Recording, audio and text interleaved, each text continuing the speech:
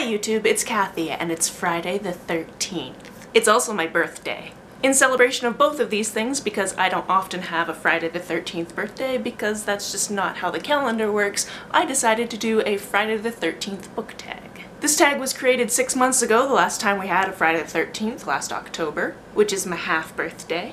And I will post the original video by Hags down below. They are really funny, you should check them out. So this tag has 13 questions based on the Friday the 13th movies, and you're meant to give bookish answers, which is what I'm going to do today. Question 1. A fictional place you would not want to spend your summer. Straight up, Camp Green Lake. There is no lake at Camp Green Lake, and then all of that digging, plus terrifying CGI lizards running around trying to poison you. Sometimes you gotta eat nothing but onions, and I'm allergic. If you missed it, my friends and I made a couple of videos about holes recently, and I'll link them down below. Number 2, a sequel that is more iconic than its predecessor. Now this one I wouldn't say is more iconic, but it's arguably better because it has more than 3 characters in it. And that's Drawing of the Three, which is the second in the Dark Tower series. Gunslinger is pretty iconic, but it wasn't meant to go any further than that first book, and then people were like, actually we're digging this, keep writing it. Roland doesn't really start getting his ka together until the second book, so that's why I feel this way. Number 3, name a character who would die first in a slasher. This sort of pains my heart to say this, because this character is a page in a library, and that is the job that I have. But Buddy the Beaver in the Unshelved comics, hands down, would die first if there was a slasher flick going on in this comic. Number 4, your favorite masked character. The Phantom from Phantom in the Opera. I read this as a teenager, so it's been a while, but a very complex and interesting character, obviously not a nice dude. Since I'm currently shooting a video, it's the perfect time for people to be cutting down trees outside of my house. But this video is a little bit time sensitive, so we're just gonna keep going. Number 5, what character took too much damage and didn't die?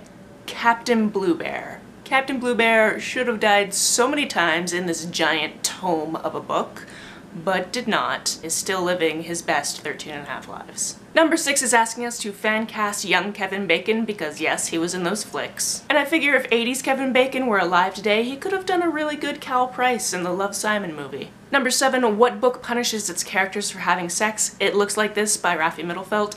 Definitely. This is a pretty harsh read, pretty traumatic. Yeah. Number 8, name a character who would be the lone survivor in a slasher fic. 100% Mars from Killing Gravity. She is a badass void witch, which is basically she can do magic in space, and it's pretty great. Number 9, 3 characters you would play strip Monopoly with. I tried to pick 3 characters that I figure would really be down for it, and also we're just going to assume all of them are of legal age when we're playing strip Monopoly. Because this is what happens when you read a lot of YA. You have questions like this, and you have perfect answers, and then you're like, I'm significantly older than these characters. Oh god. We're just gonna pretend that we're all the same age. My picks would be Monty from Gentleman's Guide to Vice and Virtue, because of course he would. Danny from Dreadnought, because I think she'd be up for the adventure. Not to mention she just got a rocking bod that she probably would be okay with showing off. And Charlie from Queens of Geek, because she cute. Number 10, or question X, name a book with a genre flip. I couldn't think of a really good genre flip, but I did think of a genre kind of crossover that had been done before, but also I wanted to give a really cute answer, and that's Interstellar Cinderella. This is just a really cute kid's book where Cinderella is a mechanic in space.